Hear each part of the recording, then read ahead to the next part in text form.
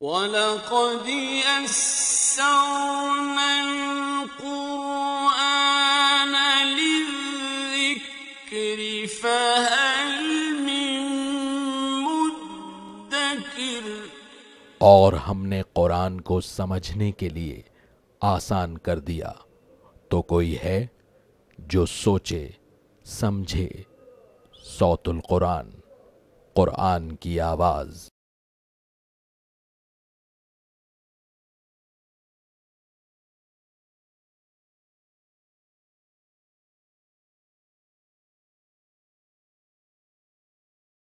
نحمده ونصلي على رسوله الكريم اما بعد فاعوذ بالله من الشيطان الرجيم بسم الله الرحمن الرحيم تلك الدار الآخرة نجعلها للذين لا يريدون علوا في الأرض ولا فسادا والعاقبة للمتقين صدق اللہ العظیم۔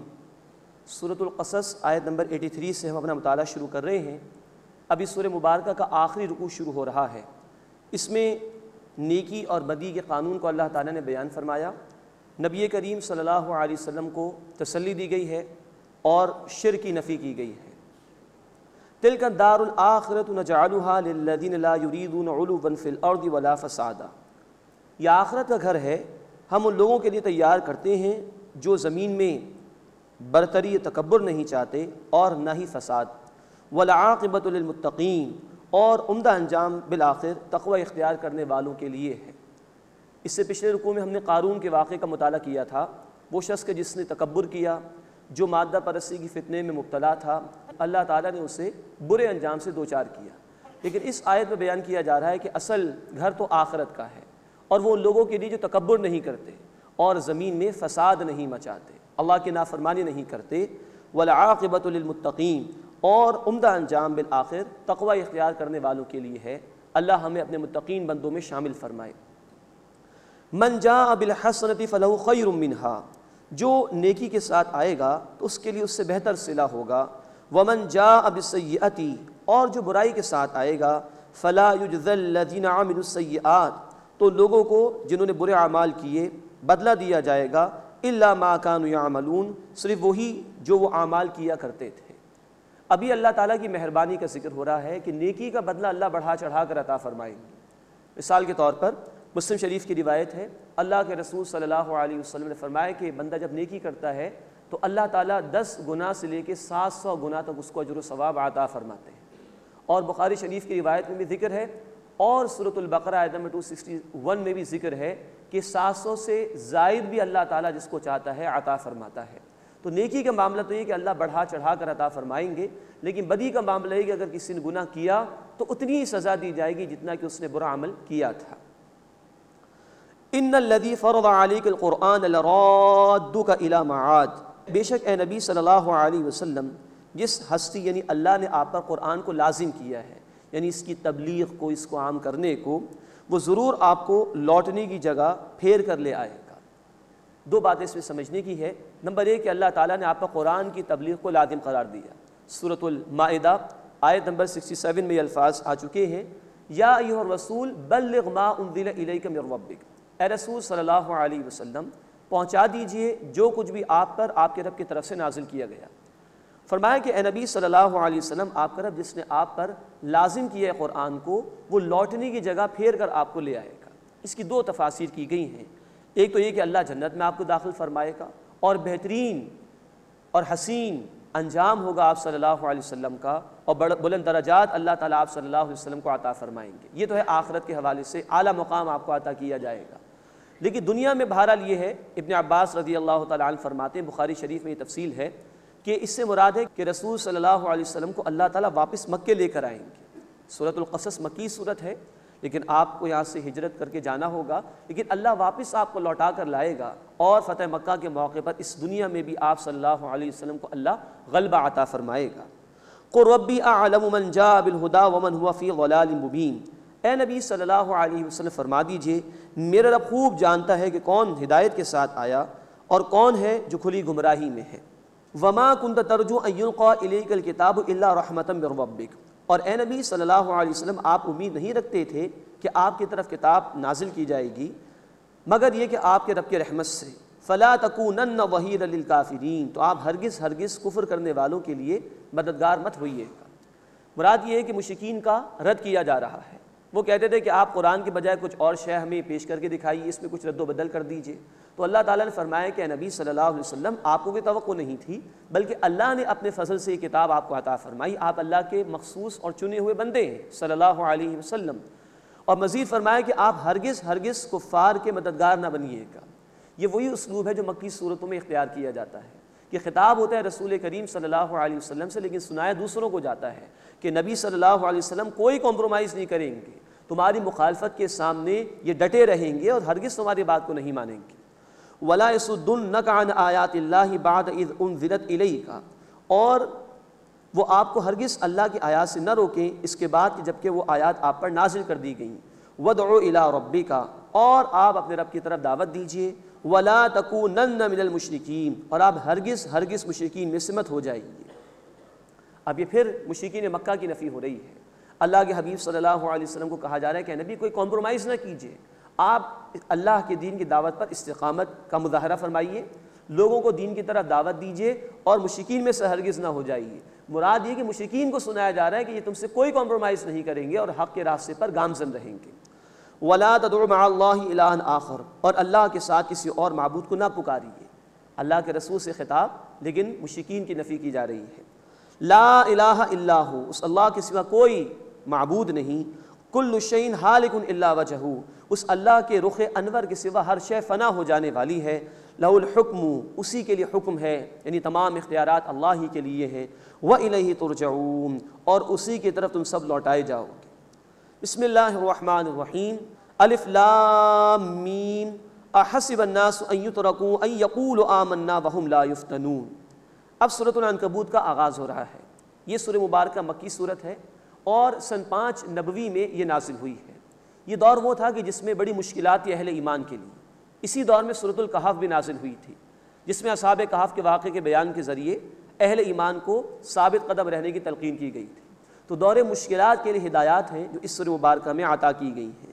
مزید یہ کہ یہ وہ دور تھا کہ مشرکین کی طرف سے مخالفت زبانی استہزاء سے آگے بڑھ کر جسمانی تشدد تک پہنچ چکی تھی، اور یہ دور بڑا مشکلات کا دور تھا۔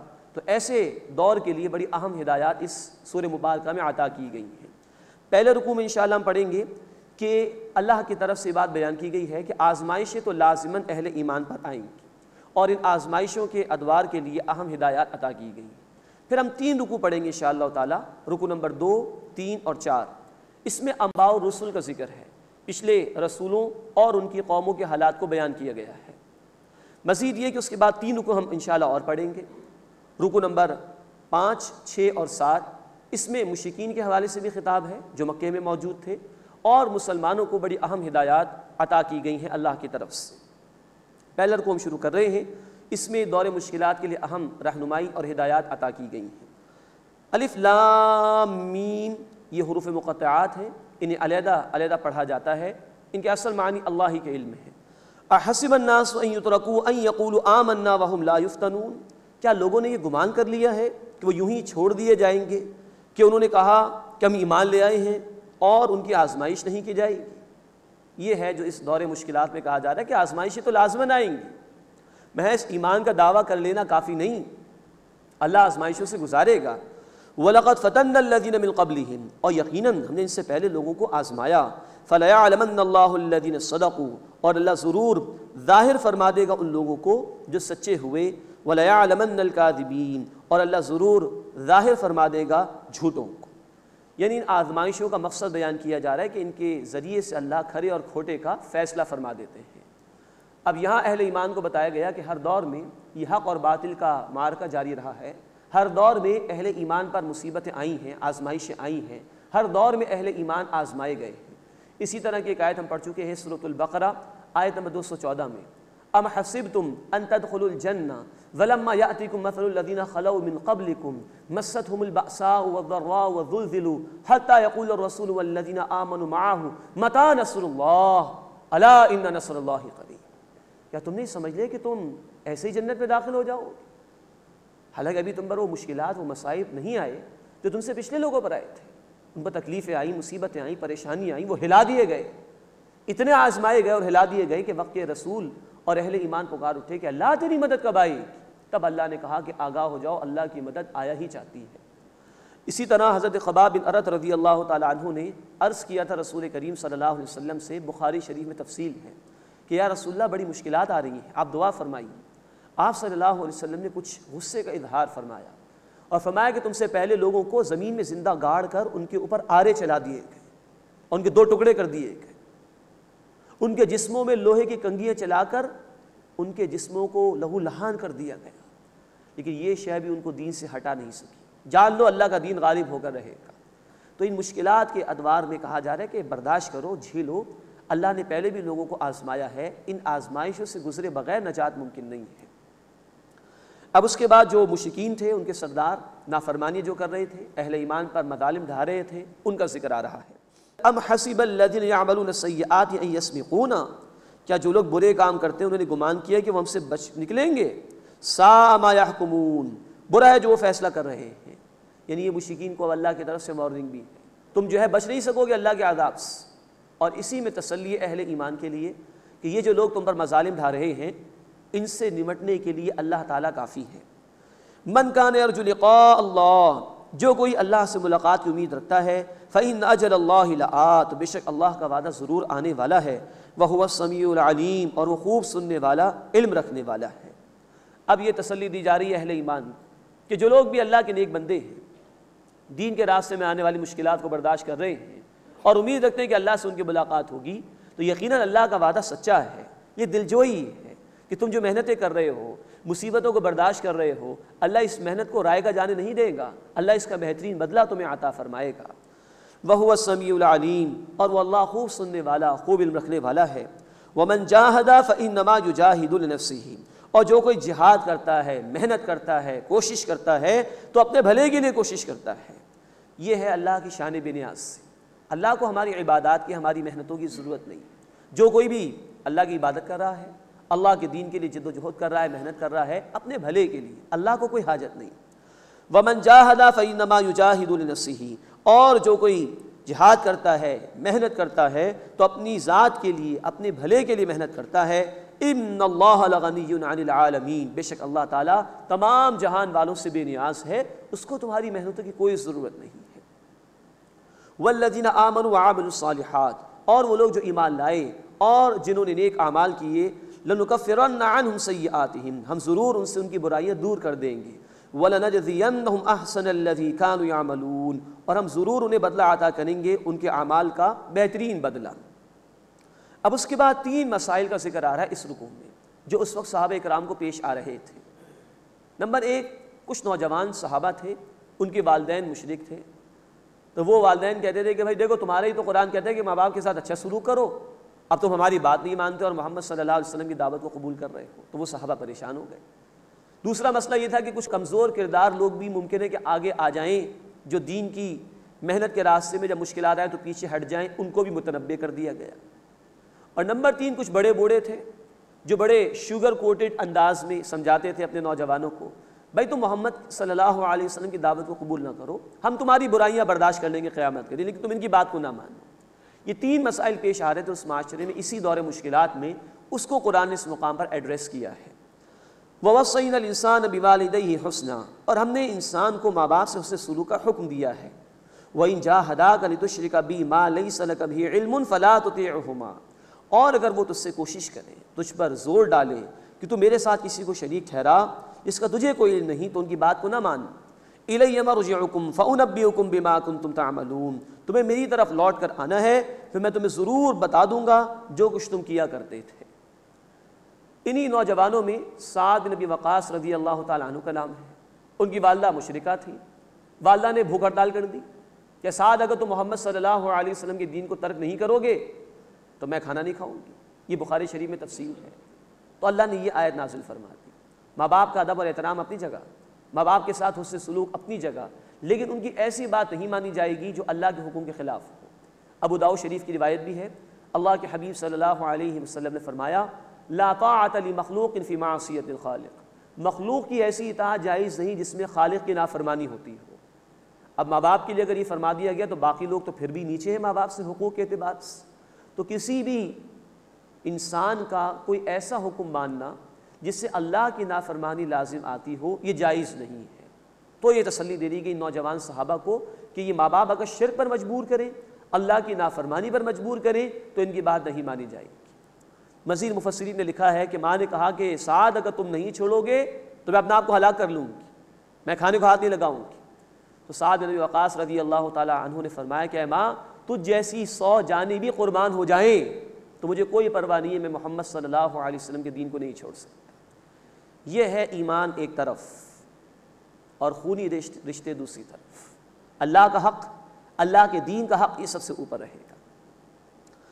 والذین آمنوا وعملوا الصالحات، اور وہ لوگ جو ایمان لائے اور جنہوں نے نیک اعمال کیے، لندخلنہم فی الصالحین، ہم ضرور انہیں نیک بندوں میں شامل کریں گے۔ یہ بڑے پیارے الفاظ ہیں جو اللہ نے عطا فرمائے۔ یہی صحابہ کرام تھے جو ایمان قبول کر رہے تھے تو گھروں میں جنگ شروع ہو گئی، باپ ایمان لے آئے تو اولاد ایمان نہیں لائی، اولاد ایمان لے آئی تو ماں باپ ایمان نہیں لائے، بھائی ایمان لے آیا دوسرا بھائی کافر ہے، دشمن ہے دین کا۔ تو ایک اعتبار سے کٹنا پڑ رہا ہے، لیکن بتایا جا رہا ہے کہ جو لوگ کٹیں گے اللہ ان کو نیک لوگوں میں شامل فرما دے گا۔ یہ ہے اصل میں اللہ تعالیٰ کا وعدہ اہل ایمان سے کہ دین کے راستے میں آؤ گے کٹنا تو ہوگا، اسی کے ایمان کا رشتہ مقدم ہے، لیکن اگر کٹ رہے ہو ایک طرف تو دیکھو اللہ کن لوگوں سے جوڑ رہا ہے کہ نیک بندوں میں اللہ تمہیں شامل فرما رہا ہے، یہ بھی تو سوچو۔ اب اس کے بعد ایک منافقانہ کردار کی طرف اشارہ کیا جا رہا ہے۔ نوٹ فرمائیے کہ یہ سورہ مبارکہ مکی صورت ہے، نفاق کا ظہور تو ہوا ہے مدنی دور میں جا کر، اور مدنی صورتوں میں اس کو ڈسکس کیا گیا، جیسے کہ سورۃ النساء اور سورہ توبہ میں تفصیل آ چکی ہے، لیکن کیونکہ ایک کردار کا امکان تھا کہ وہ آگے پیدا ہو جائے، اس لیے پہلے سے ہی مکی صورتوں میں متنبع کر دیا گیا۔ اور یہ واحد مقام ہے جہاں ہم دیکھیں گے آیت نمبر 11 میں کہ مکی صورت میں منافقت کے لیے لفظ آیا ہے منافقین کے حوالے سے۔ وَمِنَ النَّاسِ مَن يَقُولُ آمَنَّا بِاللَّهِ، اور لوگوں میں سے کچھ ہیں جو کہتے ہیں کہ ہم ایمان لائے اللہ پر۔ فَإِذَا أُوذِيَ فِي اللَّهِ، پھر جب انہیں اللہ کے راستے میں تکلیف دی جاتی ہے، جَعَلَ فِتْنَةَ النَّاسِ كَعَذَابِ اللَّهِ، تو وہ لوگوں کے ستانے کو اللہ کے عذاب جیسا بنا لیتے ہیں۔ وَلَئِن جَاءَ نَصْرٌ مِّن رَّبِّكَ، اور اگر اے نبی صلی اللہ علیہ وسلم آپ کے رب کی طرف سے کوئی مدد آئے، لَيَقُولُنَّ إِنَّا كُنَّا مَعَكُمْ، تو وہ ضرور کہتے ہیں کہ بے شک ہم تمہارے ساتھ ہیں۔ أَوَلَيْسَ اللَّهُ بِأَعْلَمَ بِمَا فِي صُدُورِ الْعَالَمِينَ، کیا اللہ خوب جاننے والا نہیں ہے جو کچھ جہان والوں کے سینوں میں ہے۔ اب یہ ہے اصل میں نفاق کا کردار۔ منافق وہ ہوتا ہے کہ جس کو دنیا عزیز ہوتی ہے اور وہ دین کے تقاضوں کے مقابلے میں دنیا کو ترجیح دیتا ہے۔ فتح مل جائے مسلمانوں کو کامیابی ہو جائے تو آگے بڑھ کر مسلمانوں کا ساتھ دیتا ہے، کہتا ہے کہ میں تمہارے ساتھ ہوں، لیکن جہاں دین کے راستے میں مشکلات آتی ہیں پیچھے ہٹنا شروع ہو جاتا ہے۔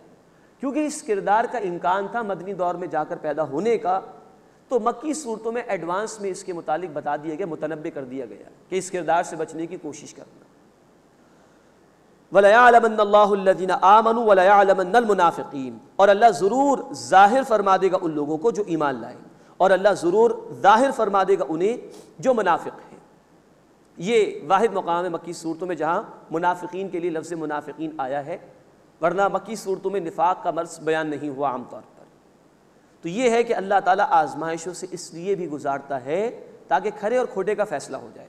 جیسے سورہ آل عمران میں ہم نے پڑھا تھا غزوہ احد کے حالات کے حوالے سے کہ مسلمانوں پر مشکل آئی تھی تو اللہ تعالیٰ واضح فرمانا چاہتا تھا کہ کون حق والے ہیں اور کون ایمان کے جھوٹے دعوے دار ہیں۔ اب اس کے بعد وہ تیسرا مسئلہ بیان ہو رہا ہے کہ جو بڑے تھے، بزرگ تھے اس معاشرے کے اندر، وہ اپنے نوجوانوں کو روکنے کے لیے کہا کرتے تھے کہ تم محمد صلی اللہ علیہ وسلم کے دین کو چھوڑ دو، اگر کچھ گناہ ہوگا اس میں تو ہم تمہاری برائیاں اٹھا لیں گے قیامت کے دن، ہم تمہارا بوجھ لاد لیں گے اپنے اوپر۔ وقال الذین کفروا، اور ان لوگوں نے کہا جنہوں نے کفر کیا، للذین آمنوا، ایمان لانے والوں سے، اتبعوا سبیلنا ولنحمل خطایاکم، تم ہمارے راستے پر چلو ہم تمہارے گناہ اٹھا لیں گے۔ وما هم بحاملین من خطایاہم من شیء، حالانکہ وہ ان کے گناہ اٹھانے والے نہیں ہیں کچھ بھی۔ انہم لکاذبون، بے شک وہ جھوٹے ہیں۔ وَلَيَحْمِلُنَّ أَثْقَالَهُمْ وَأَثْقَالًا مَعَ أَثْقَالِهِمْ، اور وہ ضرور اپنے بوجھ اٹھائیں گے اور مزید اور بوجھ اپنے بوجھ کے ساتھ، یعنی خود تو گمراہ ہوئے اس کا بوجھ، اور دوسروں کو جو دین کے راستے سے روک رہے ہیں، دین سے دور کرنے کی کوشش کر رہے ہیں، تو ان لوگوں کا بوجھ بھی انہی کے کھاتے میں ڈالا جائے گا۔ وَلَيُسْأَلُنَّ يَوْمَ الْقِيَامَةِ عَمَّا كَانُوا يَفْتَرُونَ، اور ان سے ضرور پوچھ گچھ ہوگی اس کے بارے میں جو وہ جھوٹ گھڑا کرتے تھے۔ یہ تیسرا مسئلہ بیان ہوا اس معاشرے کے حوالے سے کہ اپنے نوجوانوں کو بڑے شوگر کوٹڈ انداز میں روکنے کی کوشش کرتے تھے۔ یہ رویہ آج کے ادوار میں بھی، یہ رویہ آج کے دور میں بھی ہمیں دکھائی دیتا ہے۔ جب کوئی نوجوان لڑکا یا لڑکی دین کی طرف آتے ہیں تو بڑوں کی طرف سے کچھ یہی کہا جاتا ہے کہ میاں ابھی ذرا زندگی کی بہاریں دیکھ لو، کہاں بھی دین کی طرف چلے ہو، یہ ہم نے اپنے بال دھوپ میں تھوڑی سفید کیے ہیں، ذرا آگے پیچھے دیکھ کر چلو، ہم بیوقوف تھوڑی ہیں جو ہم نے یہ مال بنا کے رکھا ہوا ہے اور دولت جمع کی ہوئی ہے اور محلات بنا رکھے ہیں۔ یہ کچھ وہی انداز ہے جو یہاں تھا۔ ہاں یہ تو ضرور ہے کہ ایسا نہیں کہا جاتا ہمارے معاشرے میں کہ ہم تمہارے گناہوں کا بوجھ لاد لیں گے، لیکن روکنے کا عمل جیسے اس وقت تھا وہ روکنے کا عمل آج بھی ہے۔ فرق یہ ہے کہ اس دور میں ایمان قبول کرنے کا مسئلہ تھا، ہمارے معاشرے میں ایمان قبول کرنے کا مسئلہ نہیں ہے۔ ہم تو الحمدللہ مسلمان ہیں، ہمارے مسئلہ ایمان کے تقاضوں پر عمل کرنے کا ہے۔ تو وہاں جو مشکلات آتی تھی دین قبول کرنے کے اعتبار سے، ہمارے معاشرے میں مسئلہ ہوگا دین پر عمل کرنے کے اعتبار سے۔ جیسے وہاں کلمے کا اعلان کرنا مشکل تھا، ایسے یہاں کسی نوجوان کے لیے داڑھی رکھنا، کسی ہماری بہن کے لیے پردے کا اہتمام کرنا، کسی کے لیے حرام مال کو چھوڑ کر حلال روزی پر آ جانا، چاہے کم پر قناعت کرنا پڑے، یہ بڑا مشکل کام ہے۔ تو اس معاشرے میں ایمان قبول کرنے کے مسائل تھے، ہمارے معاشرے میں ایمان کے تقاضوں پر عمل کرنے کے مسائل ہیں۔ لیکن بات وہی ہے کہ آج بھی کچھ لوگ ایسے ہیں جو اپنے نوجوان بچوں کو، اپنے رشتہ داروں کو روکنے کی کوشش کرتے ہیں۔ اللہ ہم سب کو سمجھ عطا فرمائے۔ تو یہ ہے پہلا رکوع سورۃ العنکبوت کا، اس دور مشکلات کے حوالے سے رہنمائی۔ لیکن نوٹ فرمائی کہ 1400 برس پہلے بھی اہل ایمان پر مصائب آئے تھے تو اللہ نے یہ ہدایات عطا فرمائی۔ یہ قرآن ابد الآباد کے لیے اللہ کا ہدایت نامہ ہے۔ یہ مشکلات آج بھی ہیں دین کے راستے میں، تو رہنمائی ہمارے لیے بھی ہے کہ دیکھو اللہ کے راستے میں مشکلات آئیں گی، اللہ آزمائے گا تمہیں، برداشت کرو۔ حقوق کا ٹکراؤ ہوگا، ایک طرف اللہ کے حقوق، ایک طرف بندوں کے حقوق آ جائیں گے، اللہ کا حق اوپر رہے گا ہمیشہ۔ دیکھو دین کے راستے میں مشکلات آئیں گی، تیار رہو، کہیں جھوٹے ایمان کا دعویٰ لے کے نہ بیٹھ جانا کہ فرار اختیار کر لو دین کے تقاضوں سے۔ اور کہا جا رہا ہے ان لوگوں کو جو روکنے کی کوشش کرتے ہیں دوسروں کو دین کے راستے سے، کہ جو روکنے والے اپنے گناہوں کا بوجھ بھی اٹھائیں گے قیامت کے دن، اور جن کو روکا دین کے راستے سے ان کی گمراہی کا وبال بھی انہی کے کھاتے میں ڈالا جائے گا۔ وَلَا يُسْأَلُنَّ يَوْمَ الْقِيَامَةِ عَمَّا كَانُوا يَفْتَرُونَ، اور قیامت کے دن ان سے ضرور پوچھ گچھ ہوگی اس کے بارے میں جو وہ جھوٹ گھڑا کرتے تھے۔ اس کے بعد اب 3 رکوع آ رہے ہیں جس میں انباء الرسل کا ذکر ہے، گزشتہ رسولوں کے حالات کو بیان کیا گیا ہے۔ ربط یہ ہے کہ سن 5 نبوی میں اس سورہ مبارکہ کا نزول ہے، مشکلات کا دور تھا اہل ایمان کے لیے، تو پچھلے رسولوں کے حالات بیان کیے جا رہے ہیں کہ ان پر بھی مشکلات آئیں۔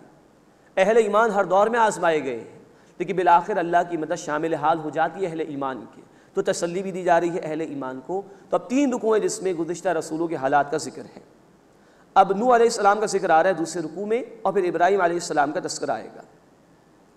لقد ارسلنا نوحا الی قومہ، بے شک ہم نے نوح علیہ السلام کو ان کی قوم کی طرف بھیجا، فلبث فیہم 1000 سنۃ الا 50 عاما، تو وہ ان کے درمیان 950 برس تک رہے۔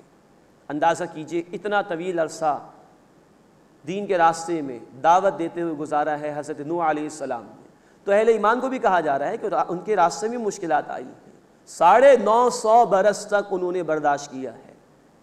اب ہر دور کے اہل ایمان کو کہا جا رہا ہے تم تو ذرا سی زندگی کے لیے دنیا میں بھیجے گئے ہو، برداشت کرو۔ فَأَخَذَهُمُ الطُّوفَانُ وَهُمْ ظَالِمُونَ، پھر انہیں طوفان نے آ پکڑا جبکہ وہ ظالم تھے، یعنی نافرمان مٹا دیے گئے۔ یہ تسلی ہے کہ مخالفت کرنے والے اس انجام سے 2-4 ہوں گے جب بھی انہوں نے مخالفت کرنے کی کوشش کی۔ فَأَخَذَهُمُ الطُّوفَانُ وَهُمْ ظَالِمُونَ، پھر انہیں طوفان نے آ پکڑا جبکہ وہ ظالم تھے۔ فَأَنجَيْنَاهُ وَأَصْحَابَ السَّفِينَةِ، پھر ہم نے انہیں اور کشتی والوں کو بچا لیا۔ وَجَعَلْنَاهَا آیَةً لِلْعَالَمِينَ، اور انہیں یعنی نوح علیہ السلام کو اور ایک رائے ہے اس کشتی کو جہان والوں کے لیے نشانی بنا دیا۔ مراد یہ ہے کہ نوح علیہ السلام کا تذکرہ بعد والوں کے لیے سبق آموزی ہے اس میں، کہ 950 برس تک وہ اللہ کے دین کی دعوت لوگوں کے سامنے پیش کرتے رہے، اور یہ بھی کہ پھر اللہ نے ان کی مدد فرمائی اور مخالفین ہلاک کیے گئے۔ ایک رائے کہ اشارہ کشتی کی طرف ہے، مراد یہ کہ جب وہ طوفان ختم ہوا، وہ کشتی کسی جگہ موجود رہی جودی کے پہاڑ پر، بعد میں لوگ اس کو دیکھتے تھے تو ان کو وہ تباہی یاد آتی تھی تو عبرت حاصل کرتے تھے۔ اور اس دور میں ایک تحقیق سامنے آئی ہے کہ کچھ آثار اس کشتی کے حوالے سے ملے ہیں، لیکن وہ حتمی بات اس کے متعلق ابھی نہیں کہی جا سکتی، واللہ اعلم۔ وَجَعَلْنَاهَا آیَةً لِلْعَالَمِينَ، اور ہم نے انہیں یعنی نوح علیہ السلام کو یا اس کشتی کو جہان والوں کے لیے نشانی بنا دیا۔ وَإِبْرَاهِيمَ إِذْ قَالَ لِقَوْمِهِ اعْبُدُوا اللَّهَ وَاتَّقُوهُ، اور ابراہیم علیہ السلام کو یاد کیجئے جب انہوں نے اپنی قوم کو کہا کہ تم اللہ کی عبادت کرو اور اسی کا تقوی اختیار کرو، یعنی اس کی نافرمانی سے بچو۔ ذَلِكُمْ خَيْرٌ لَكُمْ إِن كُنتُمْ تَعْلَمُونَ، یہ تمہارے لیے بہتر ہے اگر تم جانتے ہو۔ إِنَّمَا تَعْبُدُونَ مِن دُونِ اللَّهِ أَوْثَانًا وَتَخْلُقُونَ إِفْكًا، بے شک تم تو عبادت کرتے ہو اللہ کے سوا بتوں کی اور تم جھوٹ گھڑتے ہو۔ إِنَّ الَّذِينَ تَعْبُدُونَ مِن دُونِ اللَّهِ، بے شک جن کی تم اللہ کے سوا عبادت کرتے ہو، لا یملکون لکم رزقا، وہ تمہارے لیے رزق کے مالک نہیں ہیں۔ فابتغوا عند اللہ رزقا، بس تم اللہ کے پاس رزق تلاش کرو، واعبدوہ، اور اسی کی عبادت کرو، واشکروا لہ، اور اس کا شکر ادا کرو، الیہ ترجعون، اسی کی طرف تمہیں لوٹ کر جانا ہے۔ یہ ابراہیم علیہ السلام کے واقعے کے حوالے سے کچھ باتیں ذکر ہوئی ہیں۔ اب خطاب ہو رہا ہے مشرکین مکہ سے۔ آگے چل کر اگلے رکوع میں انشاءاللہ ہم دیکھیں گے دوبارہ ابراہیم علیہ السلام کا واقعہ شروع ہو جائے گا۔ وَإِن تُكَذِّبُوا فَقَدْ كَذَّبَ أُمَمٌ مِّن قَبْلِكُمْ، اگر اے مشرکین مکہ تم جھٹلاؤ گے تو جھٹلا چکی ہیں تم سے پہلے بہت سی امتیں۔ وَمَا عَلَى الرَّسُولِ إِلَّا الْبَلَاغُ الْمُبِينُ، اور رسول صلی اللہ علیہ وسلم کے ذمے تو واضح طور پر پیغام کا پہنچا دینا ہی ہے۔ أَوَلَمْ يَرَوْا كَيْفَ يُبْدِئُ اللَّهُ الْخَلْقَ ثُمَّ يُعِيدُهُ، کیا انہوں نے دیکھا نہیں اللہ کیسے تخلیق کی ابتدا فرماتا ہے، ثم یعیدہ، پھر وہی اسے دوبارہ لوٹائے گا۔ ان ذلک علی اللہ یسیر، بے شک یہ اللہ پر آسان ہے۔ قل سیروا فی الارض، اے نبی صلی اللہ علیہ وسلم فرما دیجئے زمین میں چلو پھرو، فانظروا، پھر دیکھو، کیف بدأ الخلق، اللہ نے کیسے تخلیق کی ابتدا فرمائی۔ ثم اللہ ینشئ النشأۃ الآخرہ، پھر اللہ اٹھائے گا اس کو ایک دوسری تخلیق میں۔ ان اللہ علی کل شیء قدیر، بے شک اللہ تعالیٰ ہر شے پر قدرت رکھنے والا ہے، جس سے پہلی مرتبہ پیدا فرمایا وہی دوبارہ پیدا کرنے پر بھی قادر ہے اور وہی ایسا کرے گا۔ یعذب من یشاء ویرحم من یشاء، جس کو چاہے وہ سزا دے اور جس پر چاہے وہ رحم فرمائے۔ وإلیہ تقلبون، اور اسی کی طرف تم لوٹائے جاؤ گے۔ وما انتم بمعجزین فی الارض، اور تم زمین میں عاجز کرنے والے نہیں ہو، ولا فی السماء، اور نہ آسمان میں۔ وما لکم من دون اللہ من ولی ولا نصیر، اور تمہارے لیے اللہ کے سوا نہ کوئی حمایتی ہے اور نہ ہی کوئی مددگار۔ اس کے بعد ابھی سورہ مبارکہ کا تیسرا رکوع شروع ہو رہا ہے، جس میں ابراہیم علیہ السلام کا واقعہ مزید بیان ہوا ہے اور لوط علیہ السلام کا بھی ذکر آیا ہے۔ والذین کفروا بآیات اللہ ولقائہ، اور جن لوگوں نے اللہ کی آیات کا انکار کیا اور اس کی ملاقات کا انکار کیا، اولئک یئسوا من رحمتی، یہی لوگ میری رحمت سے نا امید ہو گئے۔ وَأُولَٰئِكَ لَهُمْ عَذَابٌ أَلِيمٌ، اور یہی ہے جن کے لیے دردناک عذاب ہے۔ اب ابراہیم علیہ السلام کا واقعہ دوبارہ شروع ہو رہا ہے۔ فَمَا كَانَ جَوَابَ قَوْمِهِ إِلَّا أَن قَالُوا اقْتُلُوهُ أَوْ حَرِّقُوهُ، تو ان کی قوم کا جواب یہی تھا کہ اس قوم نے کہا کہ انہیں قتل کر دو یا ان کو جلا دو۔ فَأَنْجَاهُ اللَّهُ مِنَ النَّارِ، تو اللہ نے ابراہیم علیہ السلام کو آگ سے بچا لیا۔ إِنَّ فِي ذَلِكَ لَآيَاتٍ لِقَوْمٍ يُؤْمِنُونَ، بے شک اس میں ان لوگوں کے لیے نشانیاں ہیں جو ایمان رکھتے ہیں۔ وَقَالَ إِنَّمَا اتَّخَذْتُم مِّن دُونِ اللَّهِ أَوْثَانًا، اور ابراہیم علیہ السلام نے فرمایا کہ بے شک تم نے اللہ کے سوا بت بنا لیے ہیں۔ مَوَدَّةَ بَيْنِكُمْ فِي الْحَيَاةِ الدُّنْيَا، دنیا کی زندگی میں آپس کی دوستی کی وجہ سے۔ یہ بڑی اہم بات ہے جس مقام پر بیان ہوئی۔ بسا اوقات انسان دوستیوں کی وجہ سے، رشتہ داریوں کی وجہ سے برائی میں ملوث ہو جاتا ہے۔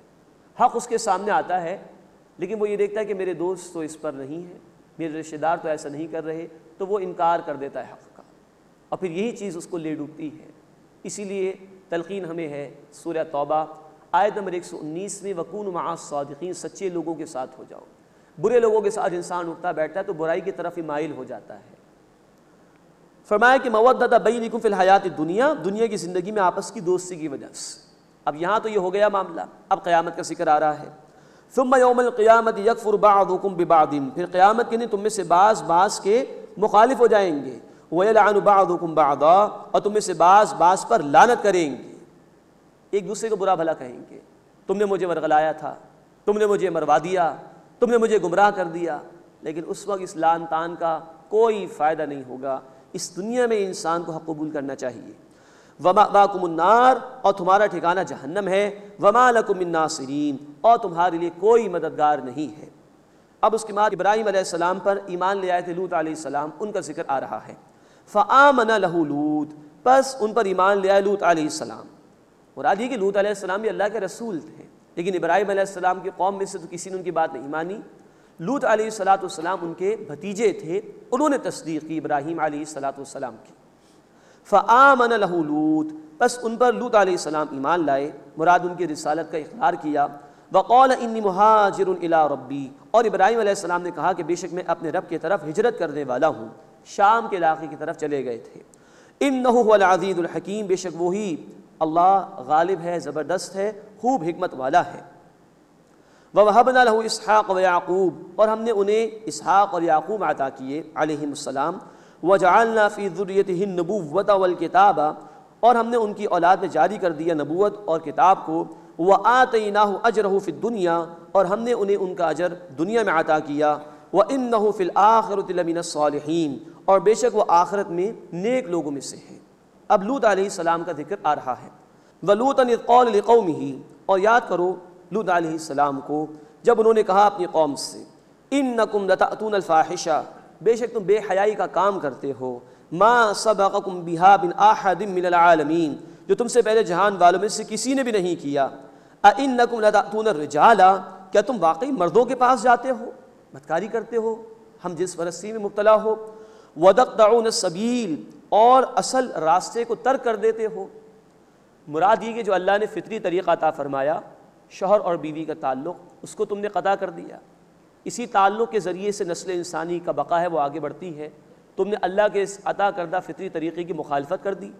أَإِنَّكُمْ لَتَأْتُونَ الرِّجَالَ، کیا تم مردوں کے پاس جاتے ہو، مراد ہے ان کے ساتھ بدفعلی کرتے ہو۔ وَتَقْطَعُونَ السَّبِيلَ، اور اصل راستے کو ترک کر دیتے ہو۔ وَتَأْتُونَ فِي نَادِيكُمُ الْمُنْكَرَ، اور تم اپنی محفلوں میں ناشائستہ حرکات کرتے ہو۔ اب یہ ہے صدیوں پرانی بات جو قرآن نے بیان کی۔ آج یہی حرکتیں اب قانون کے سہارے ہو رہی ہیں۔ امریکہ اور یورپ کے اندر ہم جنس پرستی کو قانون کا سہارا دے دیا گیا ہے۔ انسان جب گرنے پر آتا ہے تو وہ انسانیت سے بھی گرتا ہے اور حیوانیت کو بھی پیچھے چھوڑ دیتا ہے۔ یہ وہ عمل کہ معلوم حد تک جانوروں میں بھی ثابت نہیں ہو سکا، آج اس کو لیگلائز کر دیا گیا ہے مغرب کے معاشروں میں اور امریکہ کے اندر۔ اللہ تعالی ہمیں اس حملے سے محفوظ فرمائے۔ اسے کہ اللہ کے حبیب صلی اللہ علیہ وسلم نے فرمایا، بخاری شریف کی حدیث، جب تمہیں حیا نہ رہے تو جو چاہو کرو۔ اور جامع ترمذی کی حدیث ہے کہ حیا اور ایمان ساتھ ساتھ ہیں، ایک چلا جائے تو دوسرا بھی چلا جاتا ہے۔ اللہ ہمیں اپنی حیا اور شرم کی حفاظت کی توفیق عطا فرمائے، اور جو فطری راستہ اس نے عطا فرمایا جنسی جذبے کی تسکین کا، اسی کو اختیار کیے رکھنے کی توفیق عطا فرمائے، اور مغرب کے اس فلسفے سے اور مغرب کی اس گمراہی سے اللہ تعالی ہماری حفاظت فرمائے۔ فما کان جواب قومہ، بس ان کے قوم کا جواب تو یہی تھا، الا ان قالوا ائتنا بعذاب اللہ ان کنت من الصادقین، کہ انہوں نے کہا کہ ہم پر اللہ کا عذاب لے آؤ اگر تم سچے لوگوں میں سے ہو۔ قال رب انصرنی علی القوم المفسدین، لوط علیہ السلام نے عرض کیا کہ اے میرے رب مفسدین کے مقابلے میں میری مدد فرما۔ اور پھر اللہ کا عذاب آیا قوم لوط پر اور وہ برباد کر دی گئی۔ اس کے بعد اس سورہ مبارکہ کا چوتھا رکوع شروع ہو رہا ہے۔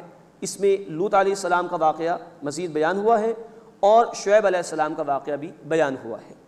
وَلَمَّا جَاءَتْ رُسُلُنَا إِبْرَاهِيمَ بِالْبُشْرَى، اور جب آئے ہمارے فرشتے ابراہیم علیہ السلام کے پاس خوشخبری لے کر، قَالُوا إِنَّا مُهْلِكُ أَهْلِ هَذِهِ الْقَرْيَةِ، تو ان فرشتوں نے کہا کہ بے شک ہم اس بستی کے لوگوں کو ہلاک کرنے والے ہیں۔ إِنَّ أَهْلَهَا كَانُوا ظَالِمِينَ، بے شک اس کے لوگ بڑے ظالم ہیں۔ قَالَ إِنَّ فِيهَا لُوطًا، ابراہیم علیہ السلام نے کہا بے شک اس میں تو لوط بھی ہیں علیہ السلام۔ قَالُوا نَحْنُ أَعْلَمُ بِمَنْ فِيهَا، فرشتوں نے کہا کہ ہم خوب جانتے ہیں اس کو جو اس بستی میں ہے۔ لَنُنَجِّيَنَّهُ وَأَهْلَهُ إِلَّا امْرَأَتَهُ، ہم انہیں اور ان کے گھر والوں کو نجات دیں گے سوائے ان کی بیوی کے، كَانَتْ مِنَ الْغَابِرِينَ، کہ وہ پیچھے رہ جانے والوں میں سے ہے، یعنی وہ نافرمان تھی، وہ عذاب سے نہیں بچی۔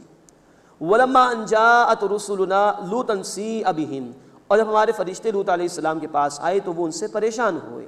وَضَاقَ بِهِمْ ذَرْعًا، اور دل میں انہوں نے گھٹن محسوس کی۔ وَقَالُوا لَا تَخَفْ وَلَا تَحْزَنْ، فرشتوں نے کہا کہ ڈریے مت اور غم مت کھائیے۔ إِنَّا مُنَجُّوكَ وَأَهْلَكَ إِلَّا امْرَأَتَكَ كَانَتْ مِنَ الْغَابِرِينَ، بے شک ہم آپ کو اور آپ کے گھر والوں کو نجات دیں گے سوائے آپ کی بیوی کے کہ وہ پیچھے رہ جانے والوں میں سے ہے۔ لوط علیہ السلام اس لیے پریشان ہوئے کہ یہ انسانی شکل میں آئے تھے، نوجوان لڑکوں کی صورت میں، اور قوم جو ہے وہ ہم جنس پرستی میں مبتلا تھی، اس کا انہیں خوف ہوا کہ قوم ان کے خلاف کوئی اقدام نہ کرے. تو فرشتوں نے تسلی دی کہ ہم اللہ کے فرشتے ہیں, ہم ان کو عذاب دینے کے لیے آئے ہیں, آپ کو اور آپ کے گھر والوں کو بچا لیا جائے گا.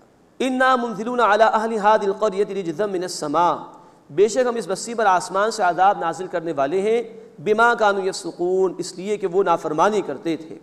وَلَقَدْ تَرَكْنَا مِنْهَا آيَةً بَيِّنَةً لِقَوْمٍ يَعْقِلُونَ, اور بے شک ہم نے اس بستی سے کچھ واضح نشانی ان لوگوں کے لیے چھوڑ دی جو عقل رکھتے ہیں.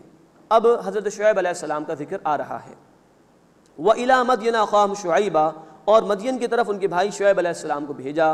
فَقَالَ يَا قَوْمِ اعْبُدُوا اللَّهَ, انہوں نے کہا کہ اے میری قوم اللہ کی عبادت کرو. وَارْجُوا الْيَوْمَ الْآخِرَ, اور آخرت کے دن کی امید رکھو. وَلَا تَعْثُوا فِي الْأَرْضِ مُفْسِدِينَ, اور زمین میں فساد مچاتے نہ پھرو. فَكَذَّبُوهُ, تو ان لوگوں نے شعیب علیہ السلام کو جھٹلایا. فَأَخَذَتْهُمُ الرَّجْفَةُ, تو ان کو آ پکڑا زلزلے نے. فَأَصْبَحُوا فِي دَارِهِمْ جَاثِمِينَ, بس وہ صبح کو اپنے گھروں میں اوندے پڑے رہ گئے, مراد ہے کہ وہ برباد کر دیے گئے. وَعَادٌ وَثَمُودُ, اور قوم عاد اور قوم ثمود, مراد ہے ان کو بھی ہلاک کیا گیا. وَقَدْ تَبَيَّنَ لَكُم مِّن مَّسَاكِنِهِمْ, اور اے لوگوں تم پر ان کے رہنے کے مقامات واضح ہو گئے ہیں, یعنی ان کی بستیاں مشرکین کے راستے میں آتی تھی, ان کے کھنڈرات یہ دیکھا کرتے تھے. وَزَيَّنَ لَهُمُ الشَّيْطَانُ أَعْمَالَهُمْ, اور شیطان نے انہیں ان کے اعمال مزین کر کے دکھا دیے. فَصَدَّهُمْ عَنِ السَّبِيلِ, پھر انہیں حق کے راستے سے روکا. وَكَانُوا مُسْتَبْصِرِينَ, جبکہ وہ سمجھ بوجھ والے تھے, یعنی ان لوگوں نے جانتے بوجھتے حق کا انکار کیا. بے وقوف نہیں تھے, غور و فکر کرتے تھے, لیکن جانتے بوجھتے حق کا انکار کیا. وَقَارُونَ وَفِرْعَوْنَ وَحَامَانَ, اور قارون اور فرعون اور حامان, یعنی یہ سب بھی ہلاک کیے گئے. وَلَقَدْ جَاءَهُم مُوسَىٰ بِالْبَيِّنَاتِ, اور ان کے پاس موسیٰ علیہ السلام واضح نشانیوں کے ساتھ آئے. فَاسْتَكْبَرُوا فِي الْأَرْضِ, تو انہوں نے زمین میں تکبر کیا. وَمَا كَانُوا سَابِقِينَ, اور وہ بچ کر نکل جانے والے نہ تھے.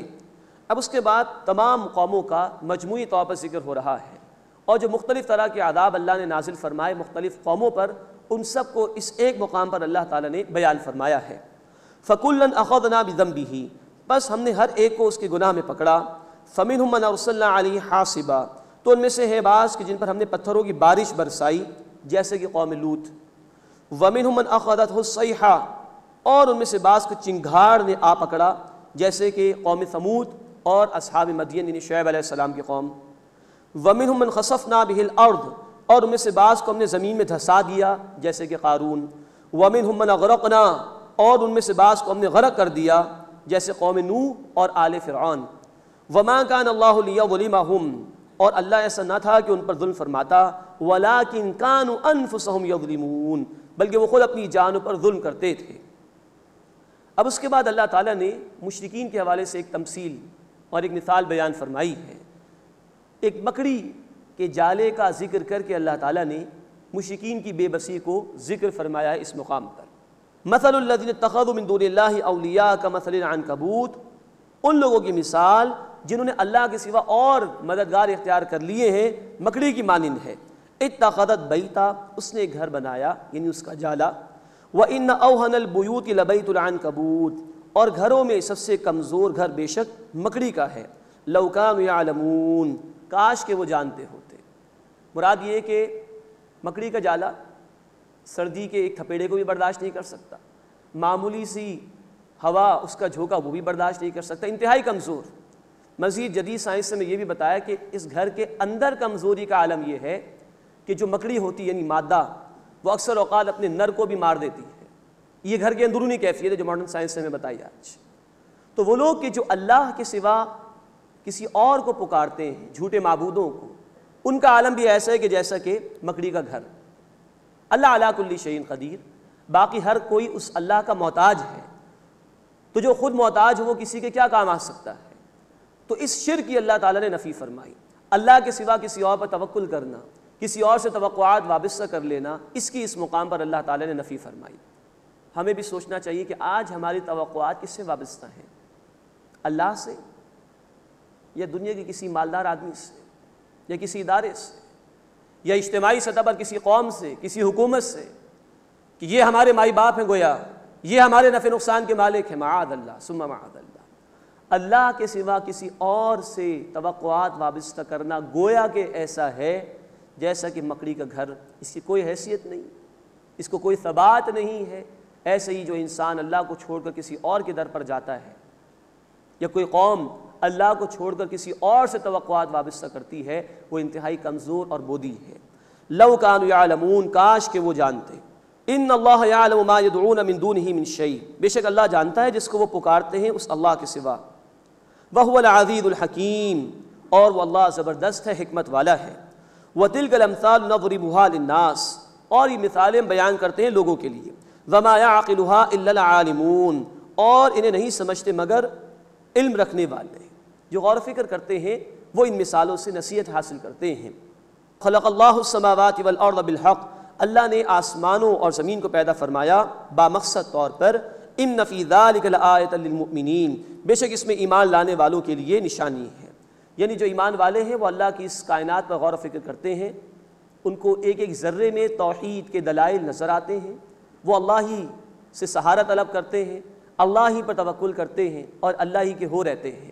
اللہ تعالی ہمیں بھی اپنے ایمان والے بندوں میں شامل فرمائے۔ اس کے بعد اس سورہ مبارکہ کا 5واں رکوع شروع ہو رہا ہے، جس میں نوٹ فرمائیے کہ اہل ایمان کو بڑی اہم ہدایات عطا کی گئی ہیں۔ اب جو 3 رکوع اس سورہ مبارکہ کے، اس میں مشرکین کے حوالے سے بھی گفتگو ہے اور اہل ایمان کو بڑی اہم ہدایات اللہ کی طرف سے عطا کی گئی ہیں۔ اتل ما اوحی الیک من الکتاب، اے نبی صلی اللہ علیہ وسلم تلاوت کیجیے اس میں سے جو آپ پر وحی کی گئی کتاب میں سے، واقم الصلاۃ، اور نماز قائم کیجیے، ان الصلاۃ تنہی عن الفحشاء والمنکر، بے شک نماز روکتی ہے بے حیائی اور بری باتوں سے، ولذکر اللہ اکبر، اور اللہ کا ذکر یہ سب سے بڑی شے ہے، واللہ یعلم ما تصنعون، اور اللہ جانتا ہے جو کچھ تم کرتے ہو۔ یہ سورہ مبارکہ جیسے عرض کیا گیا سن 5 نبوی میں نازل ہوئی، مشکلات کا دور تھا۔ اب اس کے حوالے سے 2 بڑی اہم ہدایات، قرآن کی تلاوت اور نماز کا اہتمام۔ نوٹ فرمائی کہ سورۃ الکہف آیت نمبر 27 میں بھی قرآن کی تلاوت کا ذکر آیا ہے، اور وہ سورہ مبارکہ بھی سن 5 نبوی میں نازل ہوئی۔ یہ قرآن ہے جو بندے کو اللہ سے قریب کرتا ہے۔